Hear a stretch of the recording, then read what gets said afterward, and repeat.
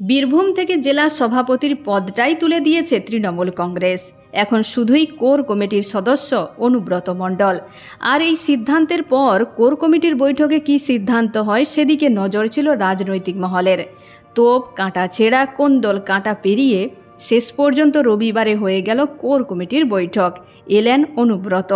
Core কমিটির 7 সদস্যের মধ্যে রয়েছেন অনুব্রত মণ্ডল, কাজল শেখ, চন্দ্রনাথ সিনহা, সুদীপ্ত ঘোষ, অভিজিৎ সিংহ, বিকাশ রায় চৌধুরী, আশিস বন্দ্যোপাধ্যায়। এখন সদস্য সংখ্যা বেড়ে হয়েছে 9। এবার থেকে বীরভূমের 2 সাংসদকে কোর বৈঠকে থাকার অনুমতি দেওয়া হয়েছে বলে জানানো হয়েছে দলের তরফে। তবে এদিন বৈঠকে ছিলেন না শতাব্দী রায়। বৈঠক শুরু হওয়ার কিছুক্ষণ পরেই বৈঠক থেকে ব্যক্তিগত কাজের কারণ দেখিয়ে বেরিয়ে যান সুদীপ্ত ঘোষও। ছিলেন না চন্দ্রনাথ সিনহাও।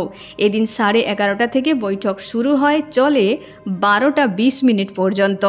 দ্বন্দ্ব মিটিয়ে একসঙ্গে কাঁধে কাঁধ মিলিয়ে কাজ করতে হবে, বারবার এই নির্দেশ এসেছে দলের উপর মহল থেকে।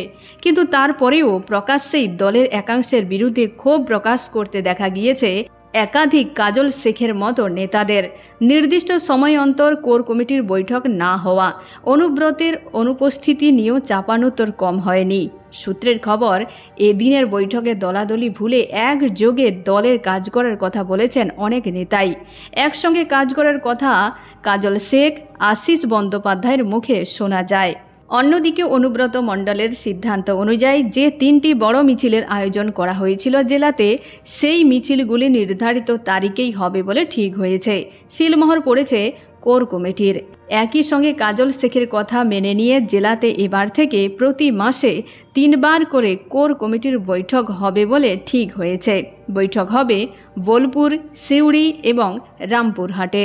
এখন এ পর্যন্ত। আবারও দেখা হচ্ছে পরবর্তী রাজনীতির আপডেট নিয়ে। ধন্যবাদ।